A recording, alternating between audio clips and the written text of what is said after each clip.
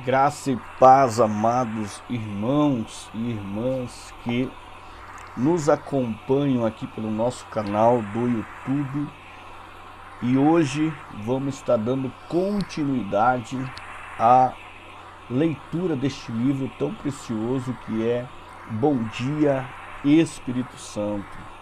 Queridos, peço a você que deixe seu like, Ajuda nós aí compartilhando com mais pessoas e que assim nós possamos levar esta bênção a muito mais pessoas, em nome de Jesus. Também peço a você que não é inscrito, que se inscreva em nosso canal e deixe sempre o seu comentário aí para a gente estar cada vez mais compartilhando conteúdo como estes, em nome de Jesus.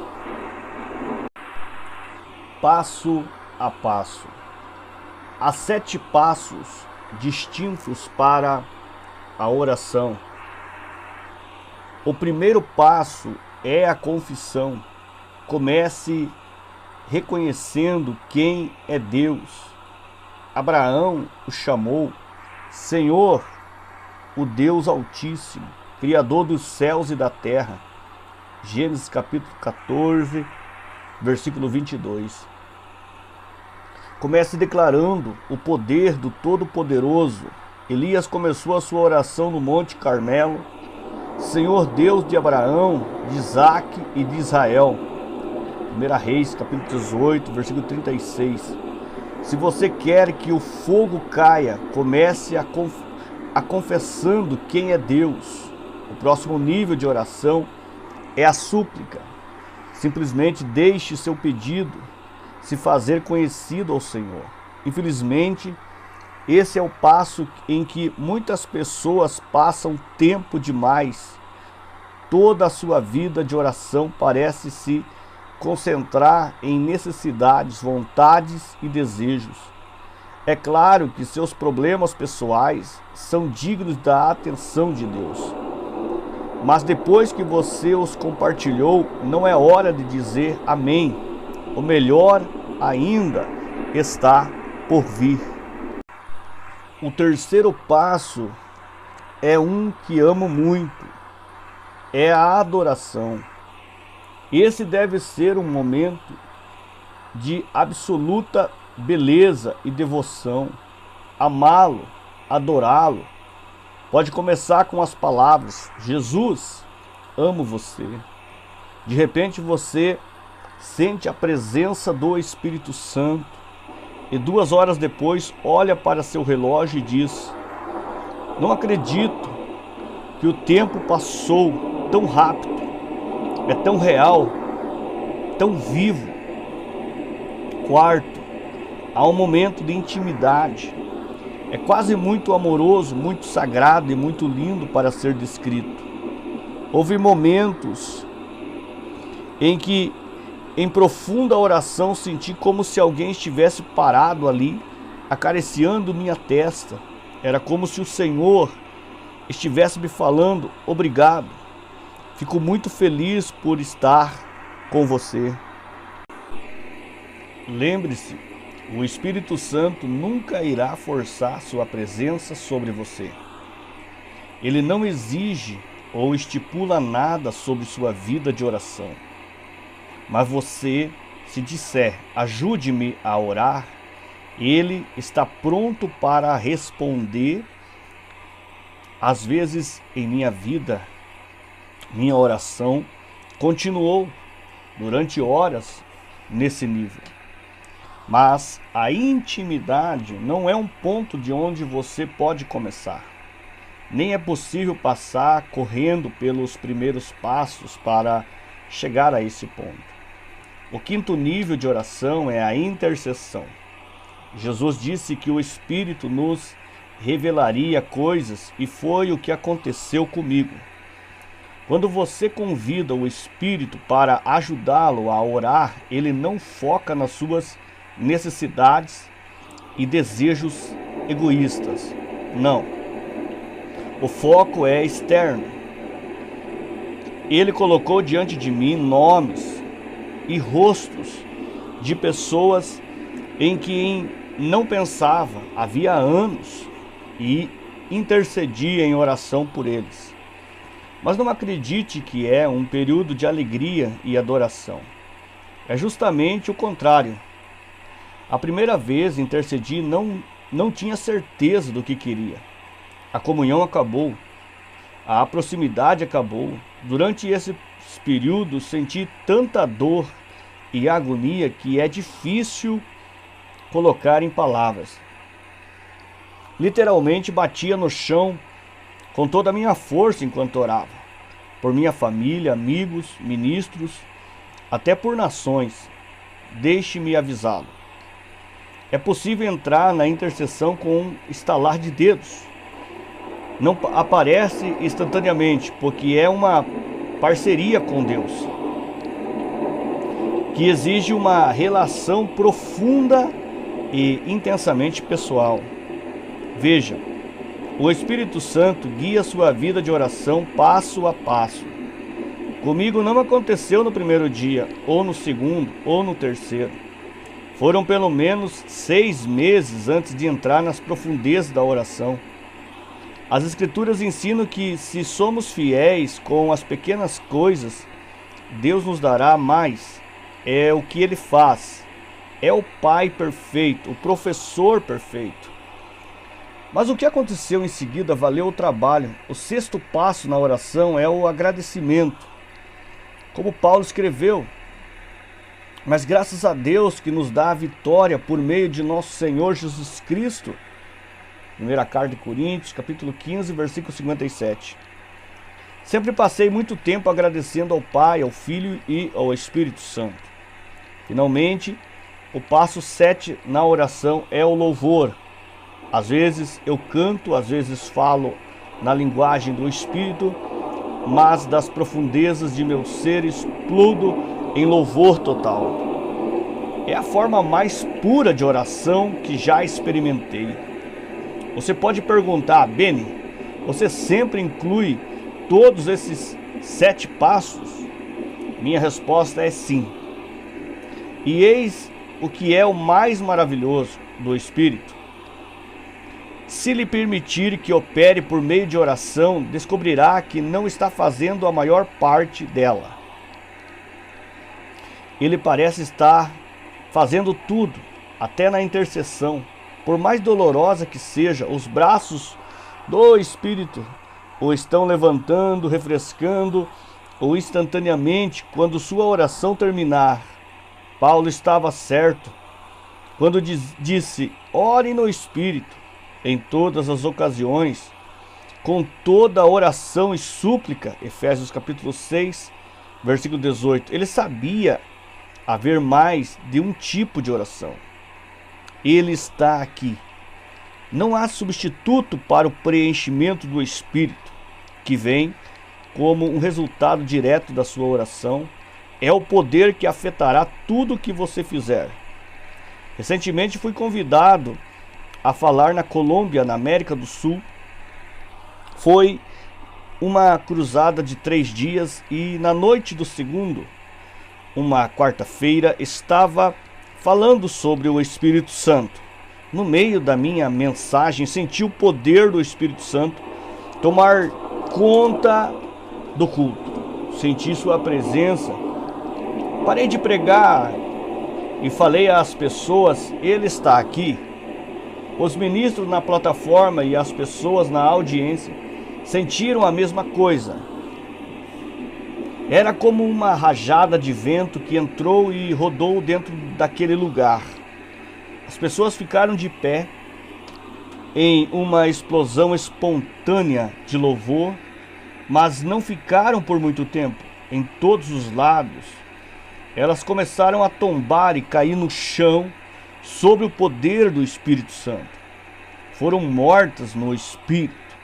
O que aconteceu em seguida foi exatamente o que eu tinha visto ocorrer em cultos por todo o mundo.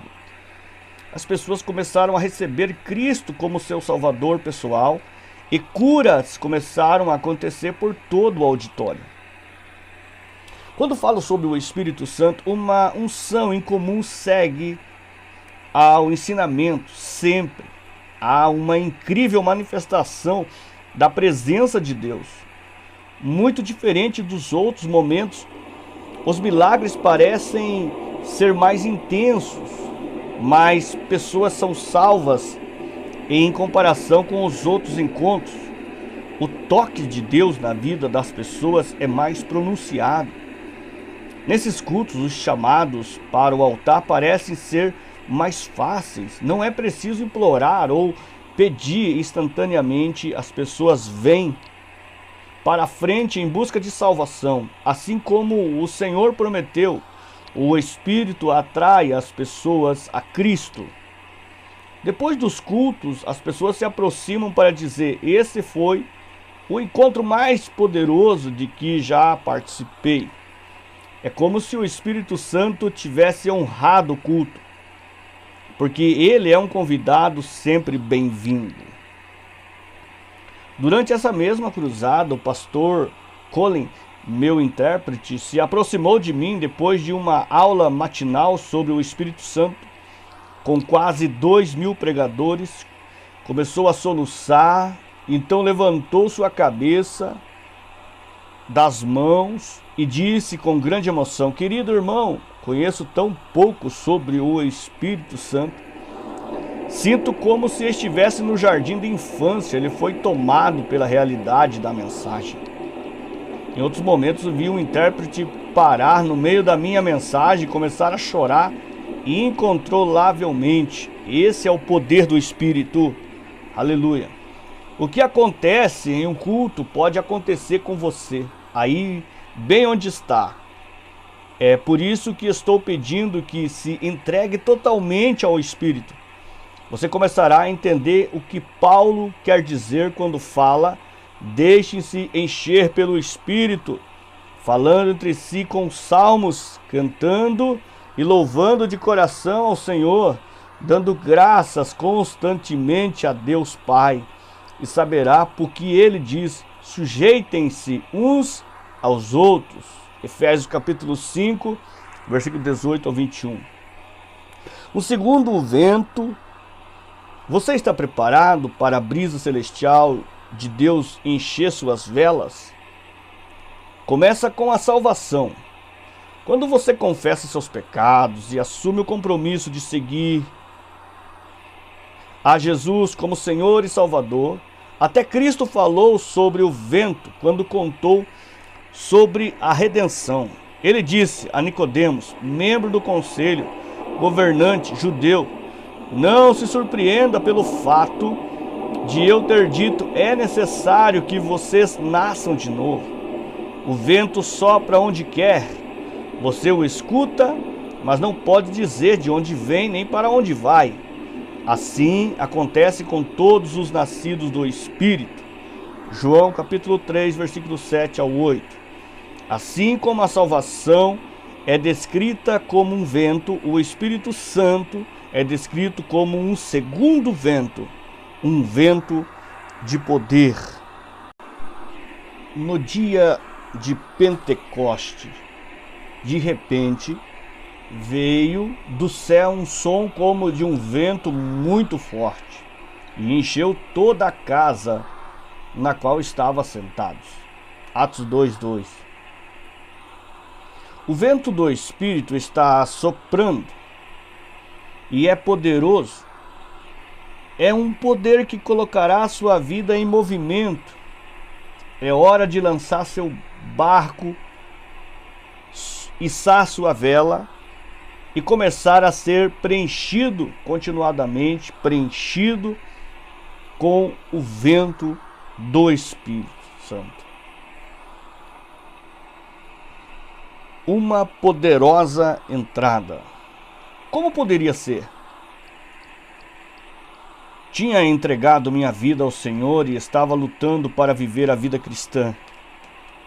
Quando penso agora sobre o que estava acontecendo comigo, parecia impossível.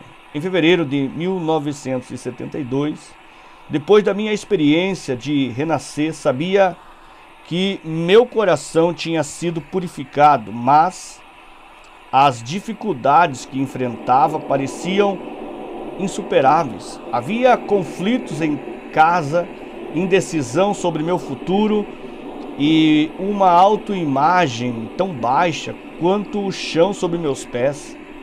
Oh, como lutava com minha vida! Era até difícil às vezes entregar todo o meu amor ao Senhor. Tinha tantas questões urgentes. Depois, 2 semanas mais tarde, fui preenchido com o Espírito. Esperava o céu na terra. A partir daquele momento. Mas isso não aconteceu. Minhas lutas diárias continuaram. Certamente havia grandes momentos de alegria e júbilo. E eu não teria trocado minhas experiências espirituais por todo o petróleo na Arábia Saudita. Mas lá no fundo, havia uma pergunta perturbando que me perseguiu durante meses.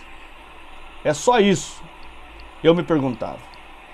A pergunta não desaparecia. O Senhor não tem mais alguma coisa para mim? De repente, no meio de uma noite fria de dezembro, quase 2 anos depois de ter encontrado Cristo, aconteceu quando deitei em minha cama em Toronto. O Espírito Santo fez uma poderosa entrada no meu quarto. Parecia um choque elétrico e um cobertor quente ao mesmo tempo. Demorei apenas alguns dias para perceber o significado do que tinha acontecido. Minha luta tinha acabado. Havia encontrado a simplicidade da vida cristã, um relacionamento pessoal com o Espírito Santo. Hoje meu coração ainda está inquieto, mas por um motivo completamente diferente. Estou profundamente preocupado porque milhões de cristãos nunca receberam nem mesmo um pouquinho do que Deus tem guardado para eles. Estão perdendo a melhor parte e nunca saberão quão maravilhoso caminhar com Cristo pode ser até descobrirem a terceira pessoa da Trindade. Ele é aquele que nos ajuda com a luta. Basta de lutar. No momento em que o Espírito entrou na minha vida, não precisei mais lutar contra meus adversários. Eles ainda estavam lá, mas a luta e a preocupação pareciam desaparecer. O que me aconteceu foi a mesma coisa dita a Israel séculos atrás pelo profeta Ezequiel. Vivendo numa época de agitação política, o Senhor disse a ele: darei a vocês um coração novo e porei um espírito novo em vocês. Tirarei de vocês o coração de pedra e lhes darei um coração de carne. Porei o meu espírito em vocês e os levarei a agirem segundo os meus decretos e a obedecerem fielmente as minhas leis. Ezequiel 36, versículo 26 ao 27. O problema ainda existe hoje. Milhões de pessoas estão em uma luta diária para manter as leis de Deus. E estão perdendo a guerra porque não entendem o plano de batalha do Pai. Sua estratégia não poderia ser mais sucinta. Vou colocar meu espírito dentro de vocês, diz o Senhor. E por que essa é a meta dele? Ele quer fazer com que você, do fundo de seu coração, siga os estatutos dele. Quer que seja fácil para você manter a lei dele. Você acha difícil cumprir os mandamentos de Deus? Não se sinta sozinho. É totalmente impossível conseguir por si mesmo. E Deus não espera isso de você. É preciso ajuda. Mas a quem você deve recorrer? Deus Pai está no céu. Assim como Deus Filho, você precisa de um amigo aqui e agora. E a pessoa da Trindade que habita sobre a terra é o Espírito Santo. É ele que você precisa desesperadamente conhecer. Se você fizesse uma pesquisa e perguntasse às pessoas o que mais queriam de Deus, a resposta provavelmente seria: quero que Deus fique feliz comigo. E é o que o Senhor prometeu ao profeta Ezequiel. Deus falou: não mais esconderei deles o rosto, pois derramarei o meu espírito sobre a nação de Israel. Ezequiel 39, versículo 29. No momento em que o Espírito Santo se torna parte de sua vida, Deus vai começar a olhar na sua direção. Seu rosto vai começar a brilhar sobre você. O grande desejo do Pai é que você o receba, seja cheio dele e tenha comunhão com ele. Isso o fará feliz. É só começar a ler o livro dos Atos e você sentirá o que Deus planejou. E o que Deus planejou? Os apóstolos tinham um tremendo relacionamento com o Espírito Santo. E a evidência está registrada em cada página. Mas talvez mais inspirador seja o fato de que os atos continuem a acontecer ainda hoje. Se as obras milagrosas do Espírito Santo fossem todas registradas, não haveria uma biblioteca grande o suficiente para conter os volumes. O que transpirou no cenáculo não deveria ter sido surpresa antes de ascender ao céu. O próprio Jesus mandou seus seguidores não saírem de Jerusalém, mas esperarem pelo dom que seu Pai prometera, da qual lhes falei, pois João batizou com água, mas dentro de poucos dias vocês serão batizados com o Espírito Santo. Atos capítulo 1, versículo 4 ao 5. Cristo até descreveu o que seria e como mudaria suas vidas. Receberão poder quando o Espírito Santo descer sobre vocês. E serão minhas testemunhas em Jerusalém, em toda a Judéia e Samaria e até os confins da terra. A chegada do Espírito Santo. Um vento violento. A vinda do Espírito Santo foi tão real quanto a vinda de Jesus à terra. Assim como os profetas previram, o Messias também previram a vinda do Espírito. Centenas de anos antes de Cristo, Deus disse a Joel: e depois disso, derramarei do meu Espírito sobre todos os povos. Os seus filhos e as suas filhas profetizarão. Os velhos terão sonhos e os jovens terão visões. Até sobre os servos e as servas derramarei do meu Espírito naqueles dias.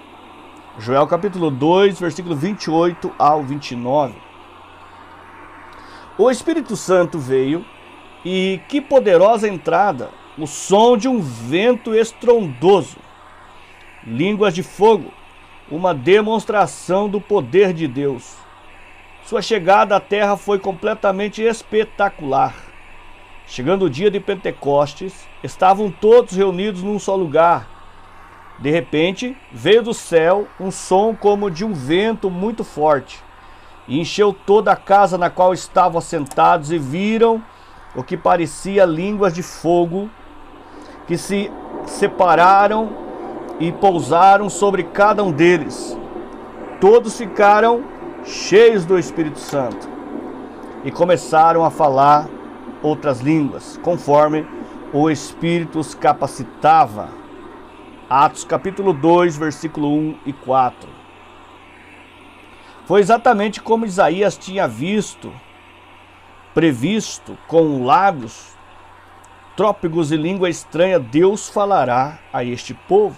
Isaías 28, 11. Agora, quando Jesus nasceu, o momento foi marcado por paz e silêncio.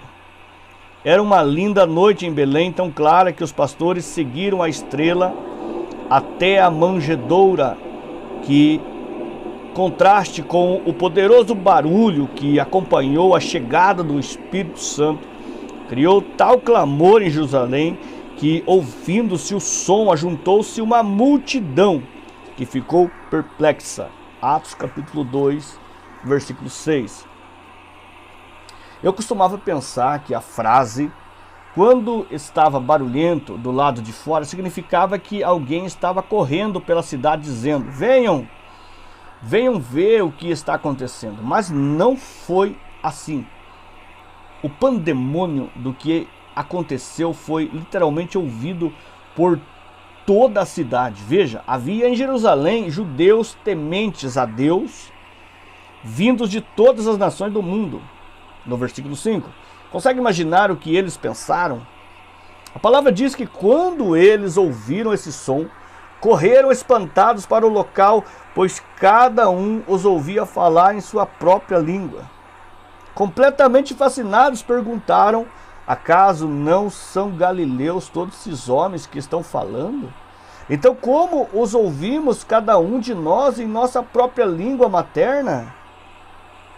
E quando eles ouviram declarar as maravilhas de Deus em seus próprios idiomas, se perguntaram: que significa isto?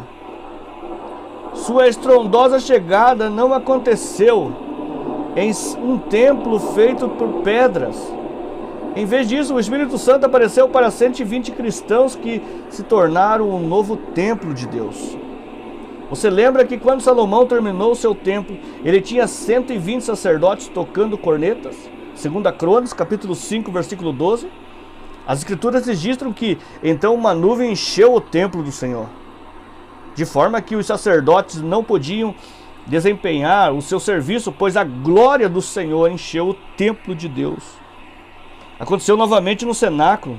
120 se juntaram e o Espírito de Deus encheu o templo. Por que 120? É o número do fim da era da carne e o começo da era do Espírito.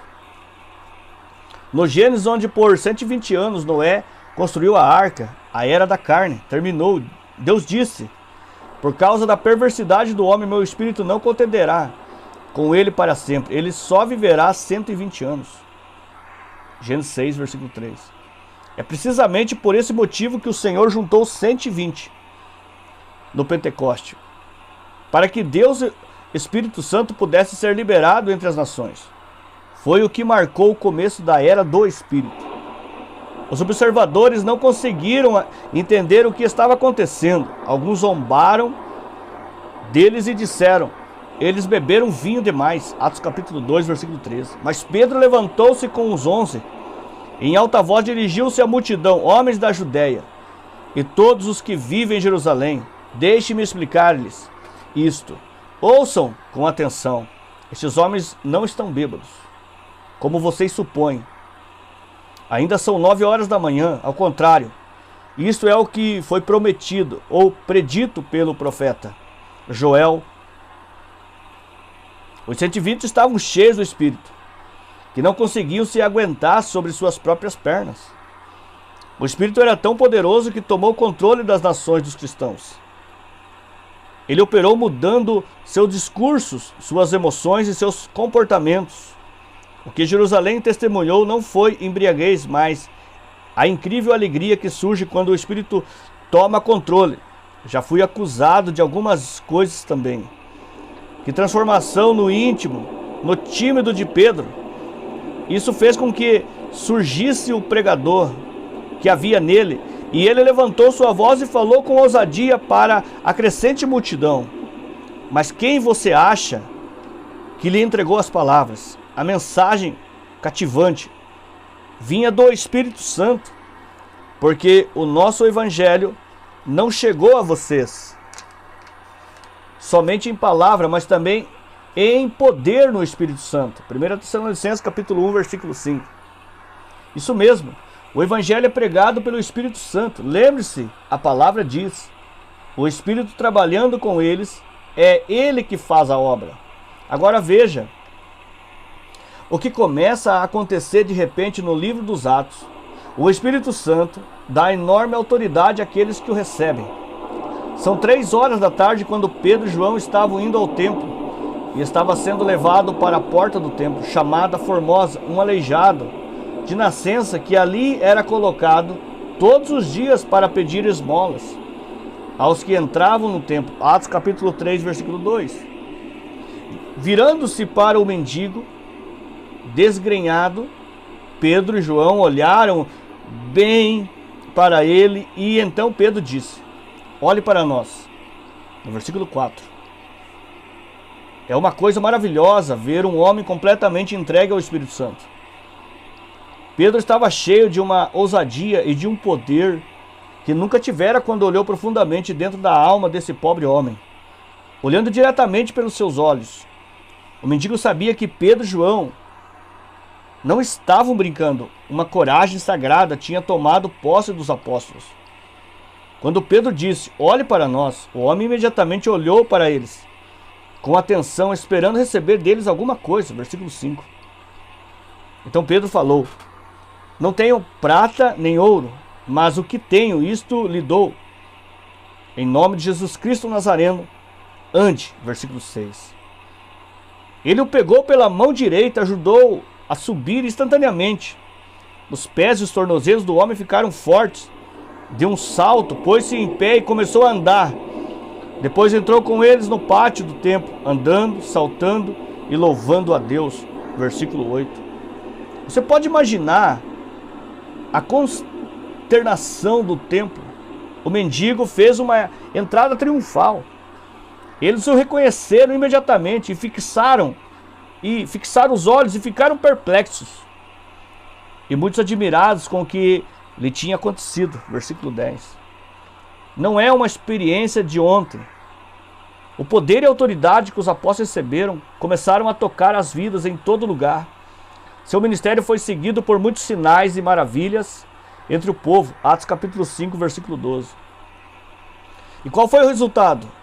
Em número cada vez maior, homens e mulheres criam no Senhor. E lhes eram acrescentados, versículo 14, os sinais que seguiram a vinda do Espírito Santo levaram as pessoas diretamente a Cristo. Esse é um importante fato a se lembrar. O que aconteceu no cenáculo não foi uma experiência única, nem uma nota de rodapé da história. Os cristãos cheios do Espírito estabeleceram uma relação contínua com o Espírito Santo. Eles continuaram a ser preenchidos quando Pedro foi chamado perante o Sinédrio por causa da cura do mendigo. Eles perguntaram: com que poder ou em nome de quem vocês fizeram isso? Pedro estava cheio do Espírito Santo quando falou em Atos capítulo 4, versículo 7 ao 8. Não estamos falando no passado, mas no presente, cheio. Descreve o apóstolo naquele exato momento. Várias vezes na Escritura, quando os seguidores de Cristo são retratados como cheios do Espírito, a referência é para um novo preenchimento, não para algo que aconteceu ontem ou no mês passado. Pedro estava tão cheio do Espírito no templo que teve autoridade sobre seus críticos. Sem medo ele falou: autoridades e líderes do povo, visto que hoje somos chamados para prestar contas de um ato de bondade em favor de um aleijado, sendo interrogados acerca de como ele foi curado. Saibam os senhores e todo o povo de Israel que por meio do nome de Jesus Cristo, o Nazareno, a quem os senhores crucificaram, mas a quem Deus ressuscitou dos mortos, este homem está aí curado diante dos senhores. Atos capítulo 4, do versículo 8 ao 10. Você percebe que o poder do Espírito pode preenchê-lo tanto que você não teme absolutamente ninguém. É possível estabelecer tal comunhão com ele que, mesmo dirigir-se ao líder de uma nação, não causaria nenhuma opressão, nenhuma apreensão. O Espírito levantará sua cabeça, alinhará seus ombros e lhe incutirá uma inesperada confiança. Quando viajei para o Vaticano em Roma para conhecer o Papa, pensei que ficaria nervoso. Mas isso não aconteceu porque eu estava concentrado em meu objetivo. E entre os líderes do Vaticano senti fome pelas coisas do Espírito. Pedro o Poderoso. Pedro estava enfrentando mais do que os sacerdotes do templo. Estava, na verdade, confrontando o governo de Israel. De fato, na noite anterior, quando se dirigiu aos sacerdotes, ele e João foram jogados na prisão. Mas quando falou as palavras foram cortantes, disse-lhes que o Senhor era a pedra que vocês, construtores, rejeitaram e que se tornou a pedra angular. Atos 4:11. Foi uma citação direta do Salmo 118, versículo 22. Era o mesmo Pedro que poucas semanas antes, no mesmo lugar, perante as mesmas pessoas, tinha se intimidado diante de uma menina e negado seu mestre. Agora, aqui ele, cheio do Espírito, completamente destemido, desafiando os assassinos de Jesus. Não era mais Pedro o fraco, era Pedro o poderoso. Que mudança o Espírito realizou. Tão grande foi essa comunhão com o Espírito Santo que Pedro desafiou Ananias diretamente. Ele disse: Ananias, como você permitiu que Satanás enchesse o seu coração ao ponto de você mentir ao Espírito Santo? Atos 5:3. As palavras de Pedro e as ações de Deus foram tão poderosas que grande temor apoderou-se de todos os que ouviram o que tinha acontecido. Versículo 5. Posso falar, a partir de minha experiência pessoal, que chega um momento em que a comunhão do Espírito se torna tão real, tão profunda e tão grande, que suas palavras e ações se conformam às palavras e ações dele. Quando você sabe, por exemplo, que ele foi entristecido, pode falar corajosamente em seu nome, sabendo que ele está fluindo em você a todo momento. Estará tão perto dele que acabará sentindo que foi ele que respondeu o que você acabou de dizer. Acredito que está se aproximando o dia em que homens e mulheres de Deus se aproximarão tanto do Espírito de Deus que testemunharemos muito mais do que curas e milagres. Vamos testemunhar como o Espírito vai dispersar aqueles que ousarem enfrentá-lo. Nunca se esqueça de Ananias. Ele caiu morto. Atos capítulo 5, versículo 5. E nunca se esqueçam de Geazi. Ele mentiu para Eliseu sobre os presentes que Naamã lhe trouxe. Naamã foi curado, mas o Espírito levou Eliseu a dizer: a lepra de Naamã atingirá você e os seus descendentes para sempre. 2 Reis 5:27. E foi exatamente o que aconteceu. Jesus fez uma declaração muito poderosa quando disse assim: como o Pai me enviou, eu os envio. E com isso soprou sobre eles e disse: recebam o Espírito Santo. Se perdoarem os pecados de alguém, estarão perdoados. Se não os perdoarem, não estarão perdoados. João 20, versículo 21 ao 23. Isso deve ter sido um pensamento importante e levado muito a sério pelos apóstolos. O rosto de um anjo. Pedro estava tão perto do Espírito que falou a seus acusadores: nós somos testemunhas destas coisas, bem como o Espírito Santo, que Deus concedeu aos que lhe obedecem. Atos capítulo 5, versículo 32. O Espírito Santo possuiu Estevão de tal modo que, ao ser levado perante os sacerdotes, todos os que estavam sentados no sinédrio viram que o seu rosto parecia o rosto de um anjo. Atos 6:15. Mas, as palavras que ele falou, povo rebelde, obstinado de coração e de ouvidos, vocês são iguais aos seus antepassados, sempre resistem ao Espírito Santo. Atos 7:51. Por que disse isso? Por causa do que o preenchia. Mas Estevão, cheio do Espírito Santo, levantou os olhos para o céu e viu a glória, de Deus. E Jesus em pé à direita de Deus, versículo 55, a presença do Espírito se tornou tão poderosa na vida de Estevão que ele foi capaz de olhar para cima e ver a glória de Deus. Até assumiu as emoções e atributos do Espírito quando estava sendo apedrejado. Estevão disse: Senhor, não os considere culpados deste pecado. Aleluia. Atos 7,60. Você pode imaginar tal reação?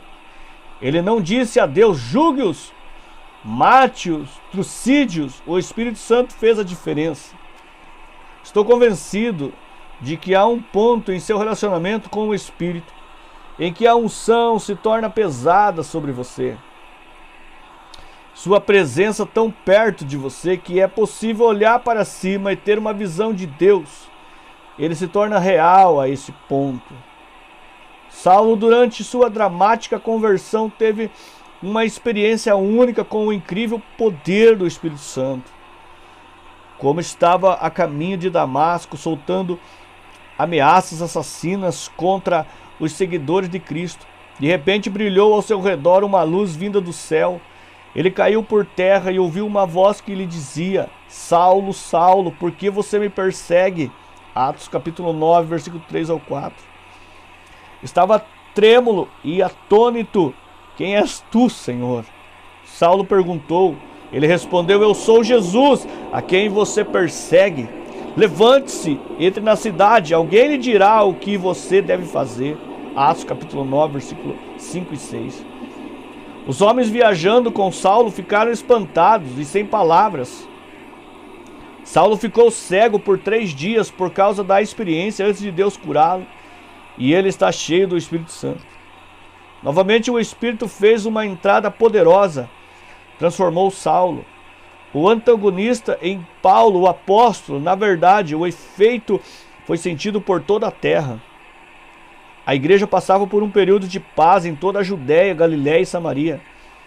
E encorajada pelo Espírito Santo, crescia em número, vivendo no temor do Senhor. Atos capítulo 9, versículo 31.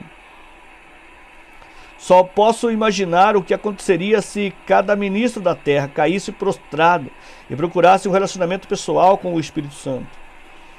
Que ressurgimento! Acredito que revolucionaria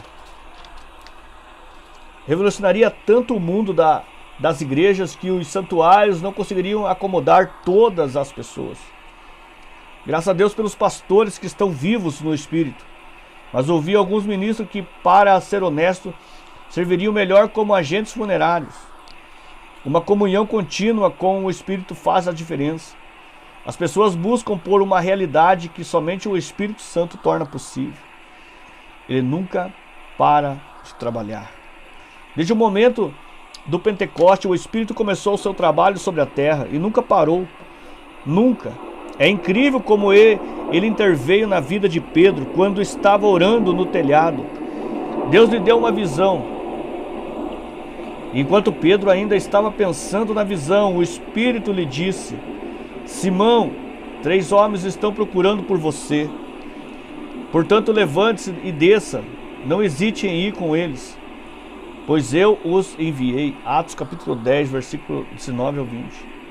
Os 3 homens sobre os quais o Espírito lhe falou foram enviados por Cornélio, um centurião temente a Deus do regimento italiano. Ele também teve uma visão, viu claramente um anjo de Deus, que se aproximava dele e dizia: Cornélio, agora manda alguns homens a Jope para trazerem um certo Simão, também conhecido como Pedro. Atos capítulo 10, versículo 3 ao 5. Mas não foi o anjo falando, foi o Espírito Santo falando por meio do anjo. Lembra-se? O Espírito lhe disse: eu os enviei. 19 e 20. O Espírito Santo é uma pessoa ativa. Ele nunca para de operar. Mandará até um anjo para você, se for disso que você precisa. O que acontece na terra é a realização do Espírito. Ele é o representante do Pai e do Filho. Na casa de Cornélio, Pedro pregou a morte, o sepultamento e a ressurreição de Cristo. E enquanto Pedro ainda estava falando, essas palavras, o Espírito Santo desceu sobre todos os que ouviam a mensagem. Atos capítulo 10, versículo 44. Os cristãos que tinham vindo com ele ficaram admirados de que o dom do Espírito Santo fosse derramado até sobre os gentios, pois ouviam falando em línguas e exaltando a Deus. Nunca se esqueça de que a palavra vem em primeiro lugar. A mensagem de Cristo tem preeminência. O Evangelho é fundamento para tudo que Deus, Espírito Santo, foi enviado a fazer. O Espírito está preocupado com a sua vida, até mesmo com seu futuro. Ele quer guiá-lo, protegê-lo, até avisá-lo do que vai acontecer. Você pergunta, o Espírito Santo pode profetizar sobre coisas que virão? Veja o que aconteceu quando Barnabé foi para a grande cidade de Antioquia. Quase 500 mil de pessoas viviam ali na época.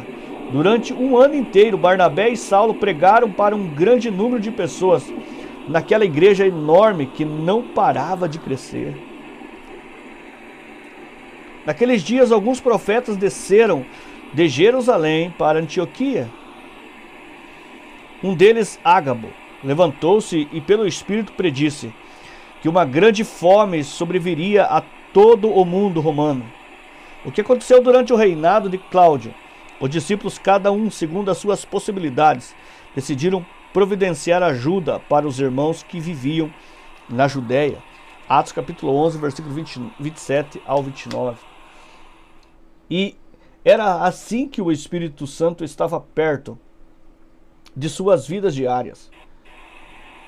Ele revelou a chegada de uma seca, permitindo-lhes dessa forma que estivessem preparados quando começasse a faltar comida. O Espírito é uma pessoa e está profundamente preocupado com as pessoas. Ele sabe o que está acontecendo em sua vida e tem grande interesse por você. O Espírito e o feiticeiro. Não está na hora de permitir que o Espírito guie seus passos? Por que tentar planejar seu próprio percurso quando ele conhece a cada centímetro da estrada à sua frente? Cada curva perigosa, cada buraco. É o que os cristãos em Antioquia aprenderam enquanto adoravam o Senhor e jejuavam, disse o Espírito Santo. Separe-me Barnabé e Saulo para a obra que os tenho chamado. Responderam imediatamente, enviados pelo Espírito Santo. Desceram a Seleucia e dali navegaram para Chipre. Os discípulos estavam fazendo o trabalho do Pai, mas quem os enviou? Eles receberam instruções diretas do Espírito. E durante a jornada deles, o Espírito Santo nunca parou de trabalhar. Até lhes deu poder sobre um falso profeta. Elimas era um feiticeiro e mágico judeu. Ele tentou parar o que o poder de Deus estava fazendo em Chipre. Mas então Saulo, também chamado Paulo, cheio do Espírito Santo, olhou firmemente para Elimas e disse: Filho do diabo e inimigo de tudo o que é justo, você está cheio de toda espécie de engano e maldade. Quando é que vai parar de perverter os retos caminhos do Senhor? Atos capítulo 13, versículo 9 ao 10. Que acusação! De fato, o Espírito era tão forte em Paulo que ele contou ao feiticeiro que este ficaria cego. E ficou. Mas como resultado direto, as pessoas começaram a se voltar para Cristo. A palavra do Senhor se espalhava por toda a região. Os discípulos continuavam cheios de alegria e do Espírito Santo. Você pode perguntar: eu deveria deixar o Espírito Santo tomar todas as decisões? Afinal, Deus não me deu uma mente? Claro que deu. Mas o que faz sentido para você também deve fazer sentido para o Espírito. O conselho da igreja em Jerusalém escreveu: pareceu bem ao Espírito Santo e a nós. Quando estiver certo, será confirmado pelo Espírito Santo e você saberá que direção tomar. A mensagem e o mensageiro. Se o Espírito era tão necessário para Cristo, também deveria ser importante para você. Jesus nasceu do Espírito, foi ungido pelo Espírito, expulsou demônios pelo Espírito, recebeu sua plenitude pelo Espírito e realizou milagres pelo Espírito. E foi pelo Espírito Santo que ele ensinou, deu ordens, fortaleceu e governou a igreja, ofereceu-se na cruz e foi ressuscitado. Quanto mais o sangue de Cristo, que pelo Espírito Eterno se ofereceu de forma imaculada, a Deus purificará a nossa consciência de atos que levam à morte para que sirvamos ao Deus vivo. Hebreus 9,14. O mesmo Espírito que foi essencial para a obra terrena de Cristo é necessário para você. Ele é indispensável. Sua experiência de salvação está baseada no Cristo na cruz e na sua confissão. Mas como você recebeu a realidade da sua regeneração? Como sabia que seu coração tinha sido purificado? Isso, meu amigo, é obra do Espírito Santo. É o Espírito do Senhor que coloca a mensagem na sua alma. Não dá para encontrar palavras adequadas para descrever ou explicar isso. Mas você sabe que é algo tão válido quanto a própria vida.